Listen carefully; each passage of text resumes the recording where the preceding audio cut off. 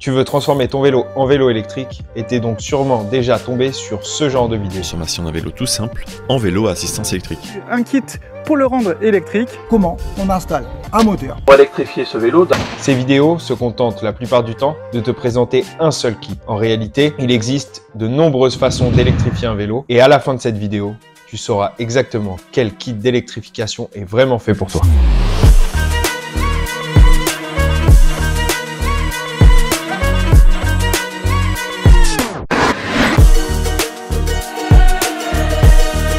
On a tous une bonne raison de vouloir électrifier son vélo plutôt que d'acheter un vélo déjà électrique. Seulement, ces raisons, c'est pas du tout les mêmes pour chacun. Et selon l'objectif que tu veux atteindre avec ton vélo électrique, électrifié, eh bien évidemment, le kit que tu vas devoir choisir, ça va pas être du tout le même. Peut-être que tu veux faire un vélo électrique moins cher. Parce que ça coûte pas cher, on veut du pas cher, je peux le réparer tout seul, pas cher. Sponsorisé par Parkside. Peut-être que tu veux faire un vélo électrique plus rapide. Peut-être que tu veux convertir un vélo cargo en vélo électrique. Toutes ces conversions électriques nécessitent un matériel différent pour un objectif différent. Le type de moteur que tu vas installer sur ton vélo, c'est ça qui va définir le type d'utilisation, le type de vélo électrique que tu obtiendras à la fin. Donc, les moteurs. Pour convertir les vélos en vélo électrique, il existe deux grandes familles de moteurs. Les moteurs moyeux dans la roue et les moteurs pédaliers dans le pédalier. Les moteurs moyeux, eux, se séparent également en deux grandes catégories. Les moteurs réductés, avec des engrenages à l'intérieur, ça va être les petits moteurs type 250 watts, qui vont te permettre d'avoir un moteur très léger, c'est aussi les moteurs les moins chers, mais qui vont pas pouvoir délivrer énormément de puissance, en tout cas pas énormément de vitesse. Ensuite, tu as les moteurs direct drive, j'en parle souvent sur cette chaîne, ça va être les moteurs plus puissants, les moteurs type 1000 watts, 1500 watts. Eux n'ont pas d'engrenage, ce sont des moteurs plus basiques, mais qui nécessitent beaucoup plus de puissance pour tourner, donc ça va être des moteurs qui vont fonctionner avec des batteries plus grosses, en 48 volts, mais qui vont pouvoir te permettre d'aller beaucoup plus vite. Ça va être des moteurs qui vont pouvoir te permettre de dépasser les 50 km/h assez facilement. Et ensuite, les moteurs pédaliers. Alors, tu as différents modèles de moteurs pédaliers, mais il n'y a pas différents types de moteurs pédaliers. Ça va tous être les mêmes. Ça va simplement être des moteurs qui vont pouvoir accepter plus ou moins de puissance à l'intérieur, les différents modèles. Et alors, pour quelles raisons choisir l'un ou l'autre de ces moteurs ? Le moteur moyeu réducté, ça va être le moteur le moins cher. Ce moteur, il va te permettre de faire un vélo électrique pas cher du tout. Si tu as le vieux vélo de pépé qui traîne dans ton garage et que tu veux faire un vélo électrique avec parce que tu l'aimes bien, qu'il est joli, etc. et qu'en plus c'est pas cher, eh bien tu peux prendre les petits moteurs réductés en 250 watts. Tu peux envoyer un petit peu plus. Il y en a qui sont vendus pour 350 watts, des bridés, mais en tout cas ces petits moteurs réductés feront l'affaire.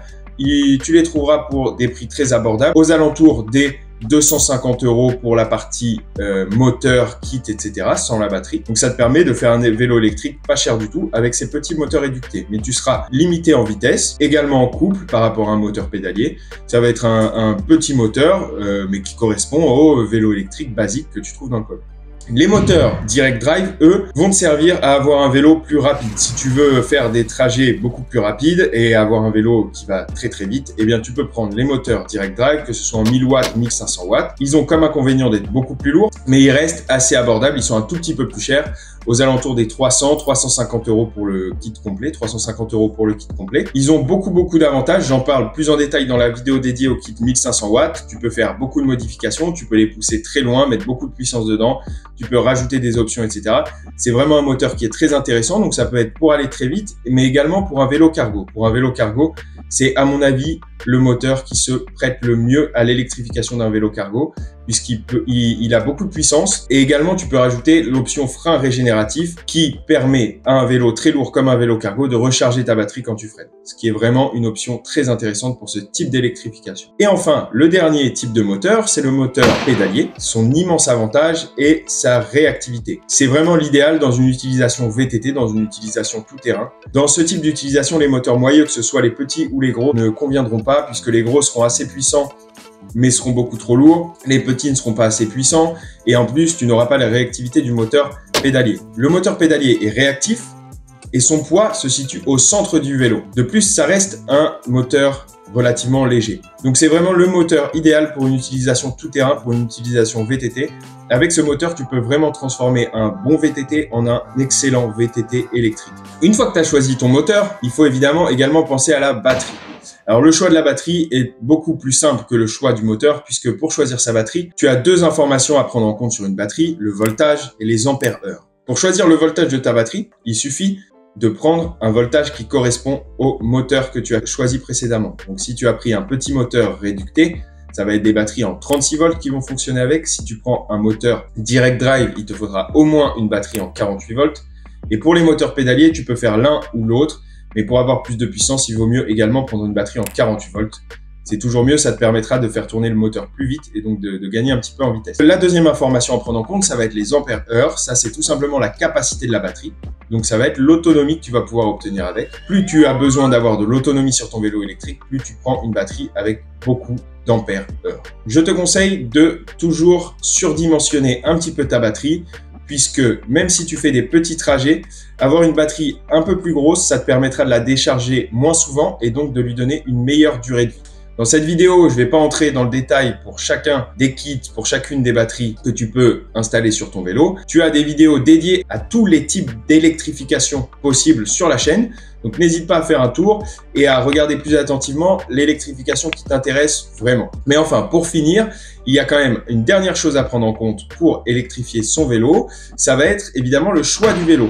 On a parlé tout à l'heure de la situation où tu avais un vieux vélo qui traîne dans ton garage. Ça peut être une bonne chose pour faire un petit vélo électrique sympa de balade pour le week-end, etc. Mais enfin, c'est pas forcément la situation idéale. Il vaut parfois mieux réinvestir dans un vélo de bonne facture, d'occasion, pour faire une électrification et pour obtenir un vélo très haut de gamme, très bonne qualité pour un prix très abordable. Je prends par exemple l'exemple du VTT AE avec un kit pédalier. Tu peux obtenir un super VTT AE pour faire du vélo sportif le week-end à un prix qui n'a absolument rien à voir avec les VTT AE du commerce qui, eux, peuvent coûter vraiment très cher. Donc pour choisir son vélo à électrifier, évidemment, je ne vais pas pouvoir t'énumérer tous les vélos qui peuvent être bons ou pas bons, mais tu as de la chance, sur la chaîne, il y a une vidéo spéciale sur comment choisir son vélo à électrifier. Donc je te laisse cliquer juste ici si tu veux en savoir plus et je te dis à bientôt. Ciao.